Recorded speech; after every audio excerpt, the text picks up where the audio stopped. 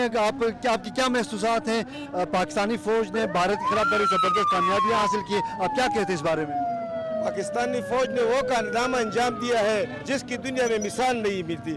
اپنے تو چھوڑے، ساری دنیا کے پریس میڈیا پاکستان کی فضائیہ کی اور پاک فوج کی تعریفیں کر رہی ہے کہ اپنے سے 10 گنا دشمن کو چند نوجوانوں نے شکست دی ہے، جو بہت بڑی کامیابی ہے. یہ اللہ کی نصرت اور ہمارے عوام کی دعاؤں کی تائید سے اللہ نے بہت عجیب فتح دی ہے.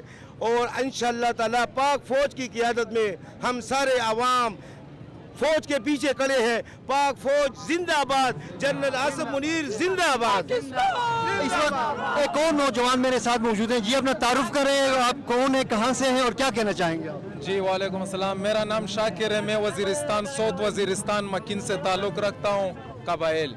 جی ہم ادھر پشاور پہ آئے، قلعہ بلے سار پہ سارا فوج سارا عوام بھی ہے.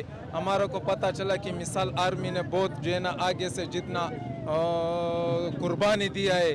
ابھی ہم بھی جتنا وزیرستان والے لوگ قبائل، انشاءاللہ ہمارے کو اگر آرمی والا اجازت دے تو انشاءاللہ آگے ہم جائیں گے، انشاءاللہ قربان ہو جائیں گے اور انشاءاللہ شکست بھی دیں گے اس کو انشاءاللہ. اور مودی کو بولنا چاہیے کہ بھائی سدھر جاؤ، بدماشی نہیں کرو، بدماشی کا کام نہیں ہے، ورنہ تمہارا انڈیا آدھا گھنٹے میں آدھا نہیں.